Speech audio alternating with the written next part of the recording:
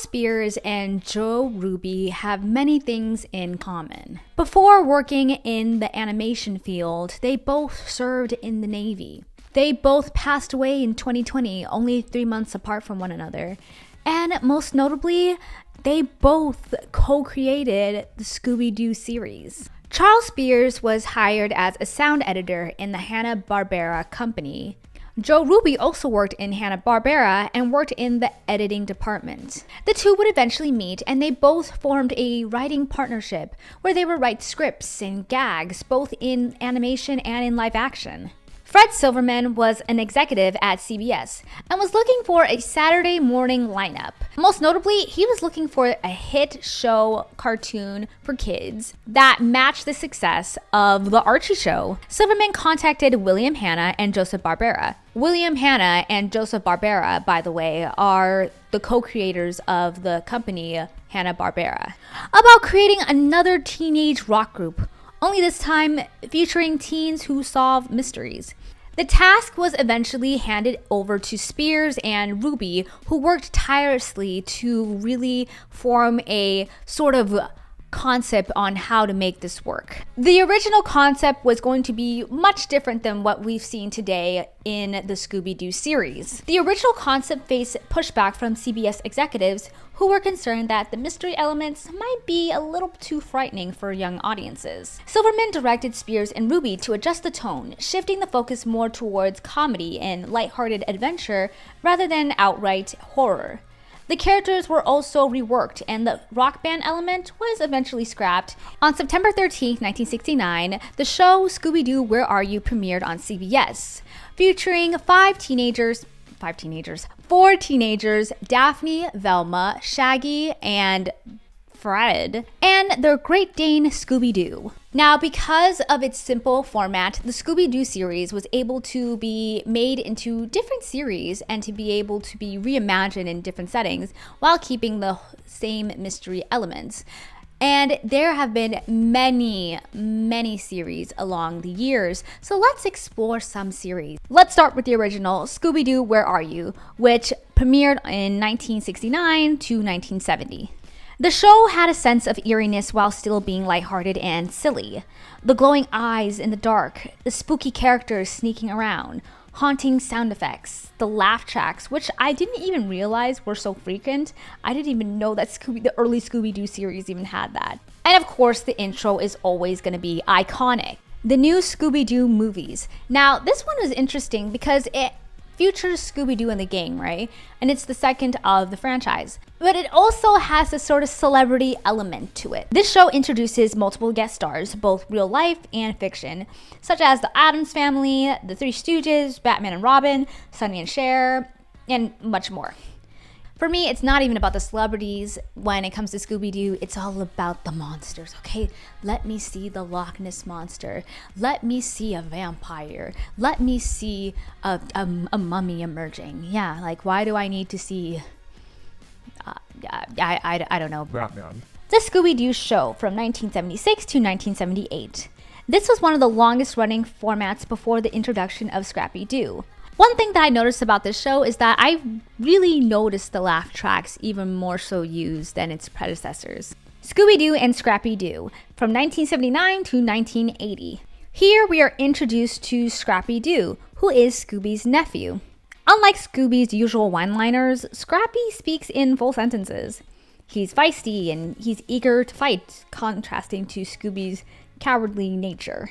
If I had to say anything about Scrappy-Doo's introduction to the Scooby-Doo gang and to the series, it's like, I don't know, the dog from the Fairly Odd Parents being introduced to as a new character. I think is really interesting. Scrappy-Doo and Scooby-Doo 1980 to 1982. Now, this series continues Scrappy's adventures with Scooby and the gang. Now, I can't really find any site that features the episodes, but I can imagine it's like its predecessor, still the same. The new Scooby-Doo and Scrappy-Doo show from 1983 to 1984. Now, this one was really interesting because they cut off two of the cast from the gang and focuses on two. The series focuses on a smaller team: Shaggy, Daphne, Scrappy, and Scooby. Fred and Velma were absent, making for an unusual dynamic. The 13 Ghosts of Scooby-Doo, 1985. Again, Velma and Fred are absent. It's really interesting. Unlike most Scooby-Doo series, these debunked supernatural elements. This show embraced them. The art direction had a darker 1980s aesthetic. Unlike most Scooby-Doo series, which debunked the supernatural elements, the show embraced them. The art direction had a darker 1980s aesthetic. And horror legend Vincent Price even voiced a character.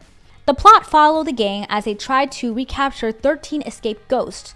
With only 13 episodes, the series was short but memorable.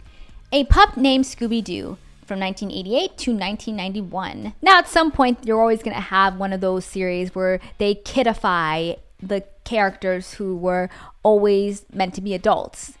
The gang was reimagined as kids. The theme song had a doo-wop influence, and the overall feel of the show leaned into an exaggerated, stretchy animation style common in the late 80s. The music was filled with saxophones, which also added to the era's vibe. For those of you who watched the TV series Goof Troop, I feel as if that was something that was very familiar to this show, if I had to compare it to any of the shows back then. It's definitely interesting when you put teenagers into kid versions. I think it's another sort of interesting element to, make. And I think it's very creative. I think that, kids want to see other kids on TV, even when they're already kids themselves. But they're like, I don't know, they function as almost adults to me. Like, they didn't even feel like teenagers in, in other series. So I thought it was really cool. What's new, Scooby-Doo? We're coming after you. We're gonna solve a mystery. Yes, guys, one of the great Scooby-Doo series. What's new, Scooby-Doo? I used to like watching this as a kid. Now, I didn't watch it too much, and I'm gonna be telling you what is my favorite Scooby-Doo series, but this was one that I enjoyed a lot. What's New, Scooby-Doo premiered from 2002 to 2006. The show had the coolest theme song, hands down. The series had more of a modern, adventure-driven approach, taking the gang to different locations rather than keeping them in their hometown. It also features some of my favorite voice actors, including Gray DeLise, who voices Daphne, and Mindy Kahn, who voices Velma. And fun fact, she starred in the 1980s TV series The Facts of Life, which is one of my favorite shows. This show was just too cool to be true. I mean, I loved watching this growing up. Shaggy and Scooby-Doo Get a Clue from 2006 to 2008. With a rock-style theme song, this show had a teenage dirtbag vibe. I couldn't find anywhere where I could watch the series, but based on the theme song itself, it looked pretty cool.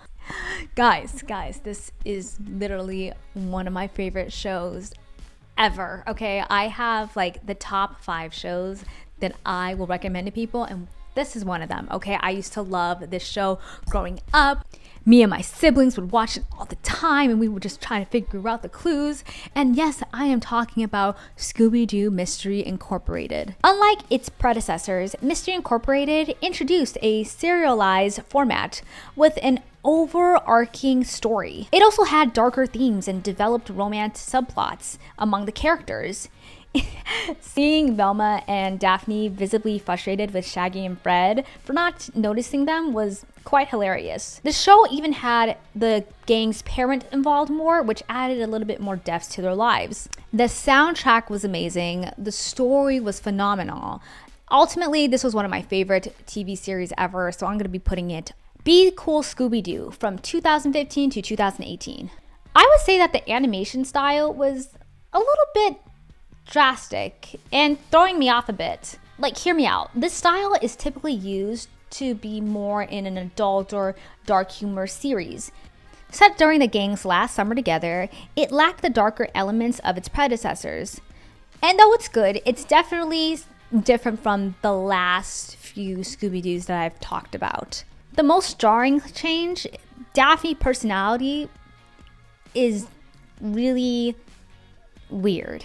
Scooby-Doo and Guess Who from 2019 to 2021. Now, this show is hilarious. I actually like this show a lot. The first episode guest stars is Batman. Now, before you say anything, yes, I did talk about the guest star sort of system from the second the second series of the franchise, but this one works really well, from the writing to the plot to everything. The humor is modern and fast-paced, and I appreciate the throwbacks to the original series. Scooby talks a lot more, and there's the part where I just thought it was really funny because it almost sounded like he was talking very modern. Another thing that I liked about the show was its frequent use of modern-day technology like smartphones and iPads and whatnot. Alright guys, that is the ranking for this video. Let me know what you guys think, and let me know what is your favorite Scooby-Doo series.